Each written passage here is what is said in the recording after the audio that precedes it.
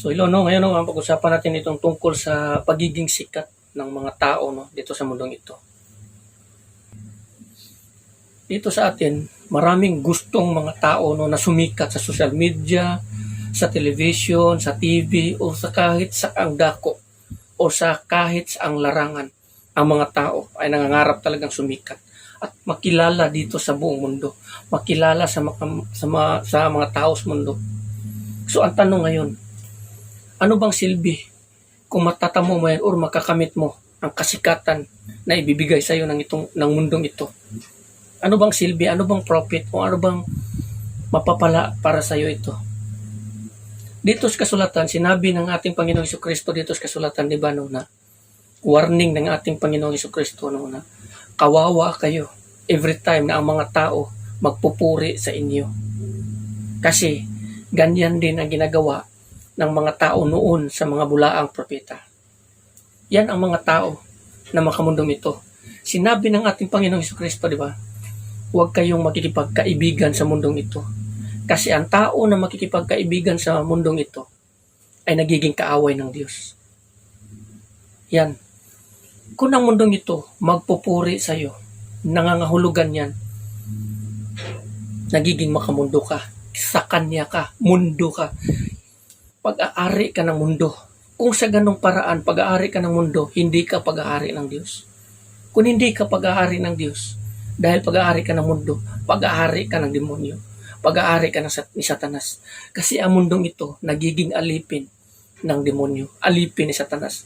Dahil nga sa lahat ng uri ng kasamaan na nandito sa mundong ito, lahat ng mga kasalanan na ginagawa ng mga tao, paulit-ulit at walang tigil. Kaya sinabi ng ating Panginoong Jesucristo, di ba? Kahit sino na magmamahal sa mundong ito ay hindi niya kayang mahalin ang Diyos. Kung hindi niya kayang mahalin ang Diyos, lalo na ang ating Panginoong Jesucristo at ang Ama, di ba? Ganun. Paano na? So ang sinabi ng ating Panginoong Jesucristo, di ba, para doon sa mga tao no, na nagmamahal sa Kanya, ano tawag nun,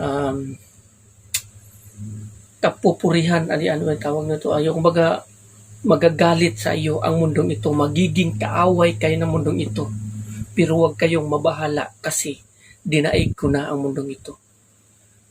Kung ikaw mananatili ka sa mundong ito, hangad mo ang kasikatan na laging inaasam ng mga tao na hindi nakakaalam patungkol sa kasulatan, patungkol sa katotohanan sa salita ng Diyos.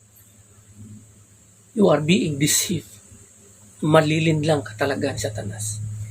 Kaya ang Biblia, ito yung Bible ko, ang Biblia, nandyan yan nakasulat. Intindihin mo ng mabuti. Lahat ng mga inaakala mong tama na opposite pala ay nakasulat sa Biblia.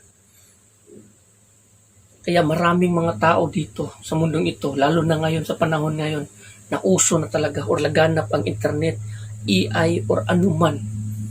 Maraming mga tao na gustong sumikat sa TV, sa cellphone, sa internet, sa social media o kahit saan. Maraming mga tao gumagawa ng vlog para lamang purihin ng bawat tao.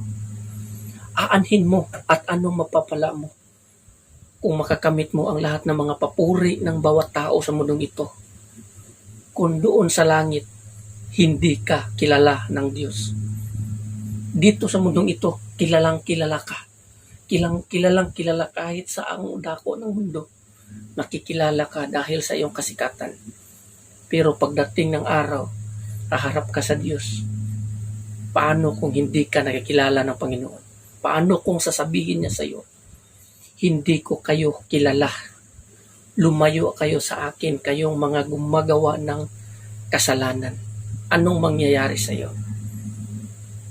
Ilalayo ka sa kanyang presensya at doon ka itatapon sa apoy kung saan inihanda ng Diyos para sa mga demonyo at sa kanyang mga anghel.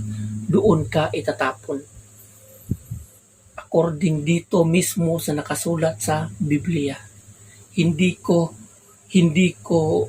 ako ang nagsabi nito, kundi bis mismo sa katotohanan kung ano ang nakasulat sa Biblia. Kaya lagi po tayong mag-isip bago po tayo gumawa ng isang hakbang. Baka pagdating ng araw, pagsisihan po natin. Thank you very much and God bless everyone. Amen.